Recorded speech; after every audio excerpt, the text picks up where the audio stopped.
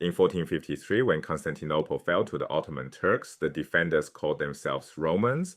They'd claimed that title for 1,000 years after Rome itself had fallen.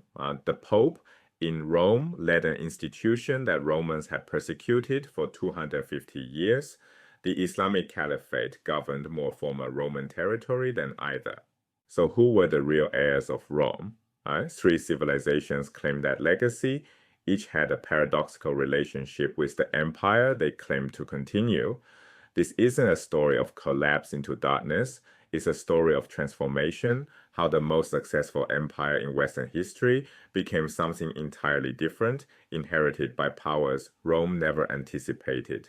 Around 250 CE, the Roman world was advanced, literate, urbanized, and multicultural. Roads connected Britain to Syria. A single legal system governed millions.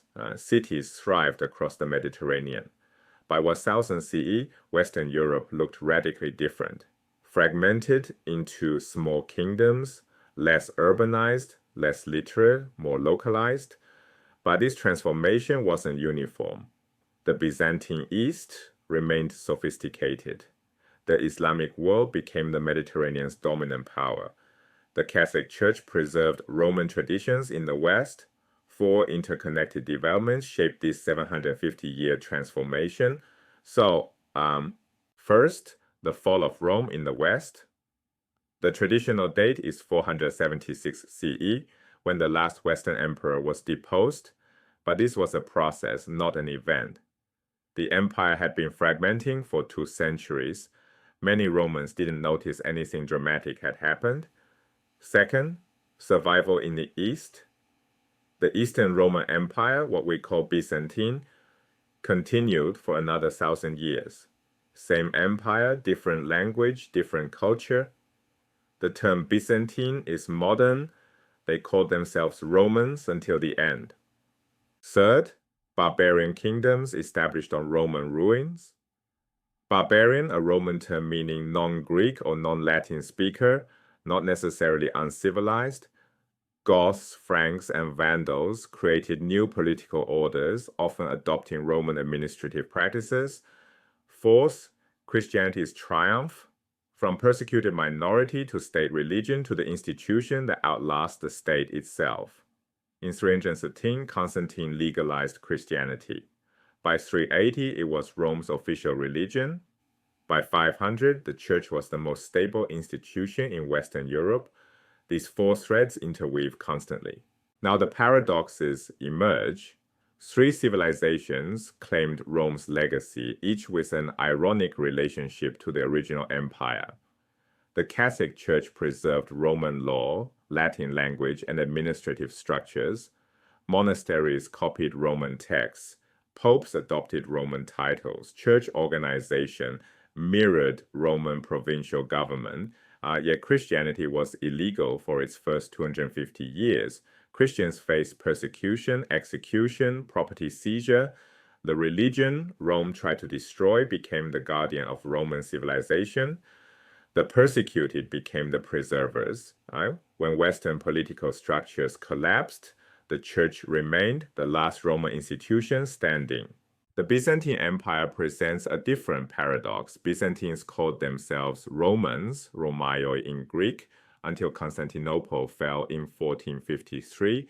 They saw themselves as the direct, unbroken continuation of the Roman Empire, and legally they were the same imperial office, the same legal traditions, the same claim to universal authority, yet they spoke Greek, not Latin. They followed Eastern Orthodox Christianity, not Roman Catholicism. Their political culture diverged dramatically from the Western Roman model. Continuity in name and legal identity, transformation in language, religion, and culture. Which matters more? What you call yourself or what you've become? The third heir came from outside. Muhammad emerged from Arabia beyond Rome's borders. Islam began in 622 CE. The Hijra, Muhammad's migration to Medina. A caliph is a successor to Muhammad, leading the Islamic community. Within a century, Islamic armies conquered Egypt, Syria, North Africa, Persia, and eventually the Balkans. The Mediterranean heartland of the old Roman world fell under Islamic rule. The outsider inherited the heartland. By 750, the Islamic Caliphate governed more former Roman territory than the Byzantine Empire in Constantinople. These paradoxes raise enduring questions. How does the most successful multicultural empire in Western history fail? Rome integrated diverse peoples for centuries. What changed? How does a materially primitive society overcome a sophisticated one? Barbarian kingdoms lacked Rome's infrastructure, literacy, and organization, yet they prevailed. What is the political power of religious ideas? Christianity and Islam both reshaped the political map. Beliefs drove empires. These questions resonate today. Imperial overreach, civilizational change, the role of ideology in politics. History doesn't repeat, but patterns persist. Here's a framework for understanding any major historical transformation. When studying how a civilization changes, ask 3 questions. First, who claimed the legacy? Multiple successors always compete for legitimacy. Second, what was preserved versus lost? Some elements survive, others vanish, most transform. Third, what was transformed rather than simply destroyed? Transformation is the rule, not annihilation.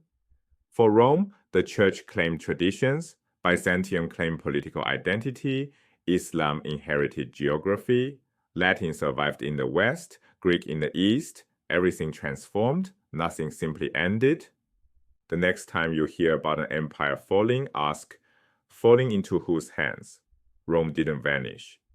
Its legacy was claimed, contested, and transformed by 3 civilizations, each with a paradoxical relationship to the original.